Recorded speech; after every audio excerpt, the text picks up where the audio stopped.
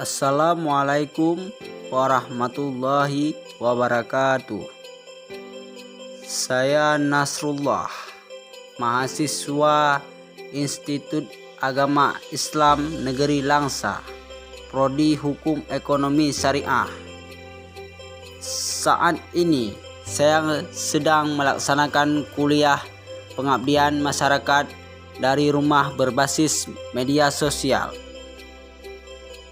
Pendidikan merupakan suatu hal yang penting dan menjadi sumber ilmu bagi manusia. Banyak sekali manfaat pendidikan bagi kehidupan seseorang di masa sekarang hingga masa depan. Setiap manusia bisa mendapatkan pendidikan formal dan non-formal. Untuk pendidikan formal sendiri dilakukan dari pendidikan usia dini, dasar, menengah, hingga pendidikan tinggi. Namun, tahun 2021 ini pendidikan tidak berjalan dengan semestinya. Sistem pendidikan harus diubah. Hal ini dikarenakan adanya pandemi COVID-19 yang menyerang Indonesia dan juga dunia.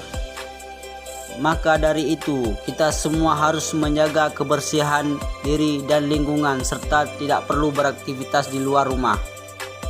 Karena tidak perlu beraktivitas di luar rumah, maka kegiatan yang seharusnya dilakukan di luar rumah seperti sekolah, kuliah, dan kerja harus dilakukan di rumah saja.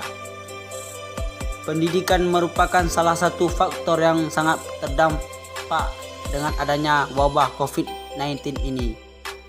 Pemerintah dan tenaga pendidikan berusaha semaksimal mungkin agar pendidikan bisa berjalan dengan baik, walaupun dengan adanya pandemi seperti ini. Pada masa pendidikan COVID-19 ini, pemerintah menerapkan pendidikan jarak jauh atau PJJ. PJJ adalah upaya agar pembelajaran bisa dijalankan dengan baik walaupun menggunakan sistem yang berbeda. Menurut Peraturan Menteri Pendidikan dan Kebudayaan Republik Indonesia Nomor 24 Tahun 2012 Pasal 1 tentang penyelenggaraan pendidikan jarak jauh pada pendidikan tinggi, yaitu pendidikan jarak jauh adalah pendidikan yang peserta didiknya terpisah dari pendidik dan pembelajarannya menggunakan berbagai sumber belajar melalui teknologi informasi dan komunikasi dan media lainnya. Pendidikan jarak jauh sendiri di pendidikan tinggi mungkin sudah ada beberapa perguruan tinggi yang menerapkannya. Namun di pendidikan usia dini, dasar, menengah, dan sebagian pendidikan tinggi merasakan pendidik jarak jauh ini sangat jarang dilakukan. Semua pendidikan setiap hari dilakukan dengan tatap muka. Sistem belajar langsung atau tatap muka harus ditiadakan dulu hingga pandemi ini berakhir dan digantikan dengan belajar dari rumah secara daring. Pemerintah berharap penerapan pendidikan jarak jauh ini dapat berjalan dengan baik dan tidak memiliki dampak yang buruk bagi pendidikan di Indonesia. Pendidikan jarak jauh juga dirasakan merupakan metode yang efektif pada masa pandemi ini, karena pendidikan jarak jauh ini sangat membantu untuk memudahkan pembelajaran di Indonesia. Namun, dalam penerapan selama sekitar 3 bulan pendidikan jarak jauh dilakukan, terdapat kelebihan dan kekurangannya.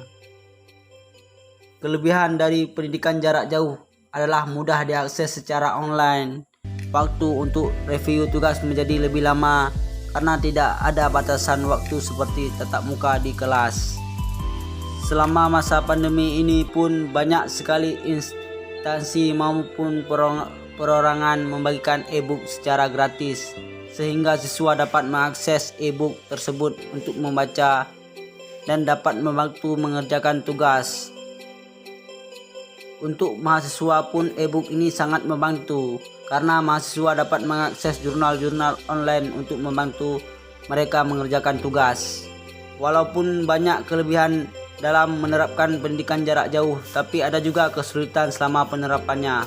Banyak sekali siswa dan mahasiswa terlebih orang tua mengeluh tentang pendidikan jarak jauh ini. Menurut siswa dan mahasiswa, pendidikan jarak jauh ini melainkan penugasan jarak jauh. Selama pendidikan jarak jauh di masa pandemi ini, banyak siswa dan mahasiswa mengeluh mengenai tugas yang diberikan oleh guru dan dosen. Tugas ini dirasa sangat membebani mereka di saat pandemi. Orang tua pun banyak yang mengenai pendidikan jarak jauh karena banyak tugas yang membingungkan dan tidak dimengerti siswa, sehingga orang tua harus turun tangan langsung.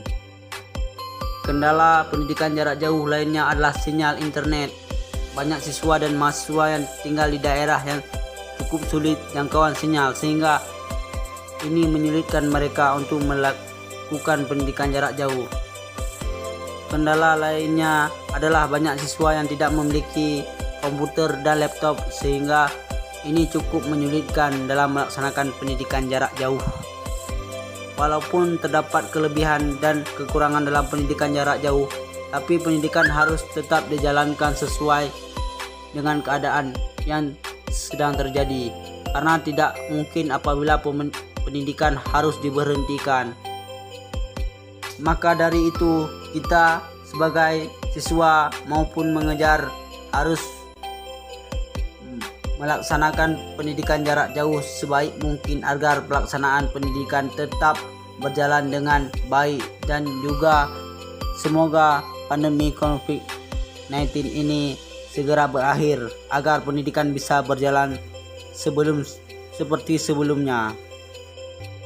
Setelah pandemi ini berakhir pun, pendidikan jarak jauh bisa menjadi salah satu metode pembelajaran alternatif yang digunakan untuk belajar mengajar. Sekian podcast saya ini, semoga bermanfaat bagi kalian semua. Wassalamualaikum warahmatullahi wabarakatuh.